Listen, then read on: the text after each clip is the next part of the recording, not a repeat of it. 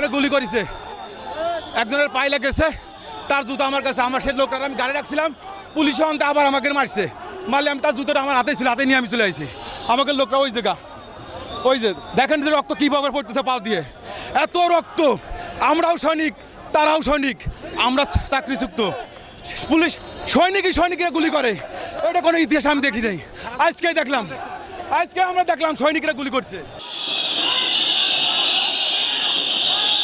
আমাদের দাবি হচ্ছে যারা বিডিআরে চাকরিচ্যুত হয়েছে তাদের চাকরি ফেরত পাওয়া, এবং যারা ক্ষতিগ্রস্ত হয়েছে পেনশন পায় নাই, কোনো কিছুই পায় নাই, তারা যেন পেনশনটা পায়, এবং যারা এখনো জেলে আছে তারা যেন মুক্তি পায়। আমার বাবা ছিল বিডিআরে, উনি বিডিআরে চাকরিচ্যুত ছিলেন আর কি। সন্দেহমূলক গ্রেফতারের কারণে উনি চাকরি হারান ওনার। আমাদের বিডিআরের যৌক্তিক 3টা দাবি, সেটা হচ্ছে 2009 সালে অন্যায়ভাবে চাকরিচ্যুত, স্পেশাল কোর্টের মাধ্যমে চাকরিচ্যুত বিডিআরের চাকরিতে পুনর্বহাল, সমস্ত সুযোগ সুবিধা সহ। আর 2 নম্বর দাবি আমাদের তদন্ত কমিশনে যে উমধারা দ্বারা আবদ্ধ করে রাখা হয়েছে স্বাধীন তদন্ত কমিশনের, ওই উমধারা বাতিল করার জন্য।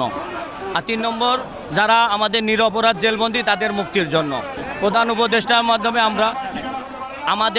আমরা আশা করছি, আমরা যেহেতু সুশৃঙ্খল বাহিনীর সদস্য, আমরা সবিনয়ে নিবেদন করি যেন প্রধান উপদেষ্টার দপ্তর থেকে আমাদেরকে একটা পজিটিভ রেজাল্ট দেয়, আমরা আবার যাতে বাহিনীতে ফেরত যেতে পারি এবং দেশের সেবা করতে পারি। আসছি আমার স্বামীর জন্য, আসছি আমার দেবরের জন্য, আমার শ্বশুরের জন্য। আমার শ্বশুররা চাকরি হারাচ্ছে, এমনকি জেল খাটাইছে, ও করে ছাড়া হয়েছে, এখন আমাদের চাকরি চাই। আমরা বিনা অপরাধে জেল খাটছি।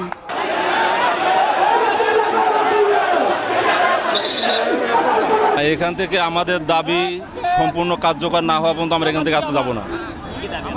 আমাদের দাবি হচ্ছে 25 এবং 26 ফেব্রুয়ারি বিভিন্নভাবে পিলখানা হত্যাযজ্ঞের সঙ্গে জড়িত যারা, আমরা তাদের সাক্ষী, এবং আমরা যারা নিরপরাধ, যারা বিভিন্ন কোর্টের মাধ্যমে আমাদেরকে চাকরিচ্যুত করেছে, আমরা আমাদের চাকরি পুনরায় সমস্ত সুযোগ সুবিধার সময় ফেরত চাই।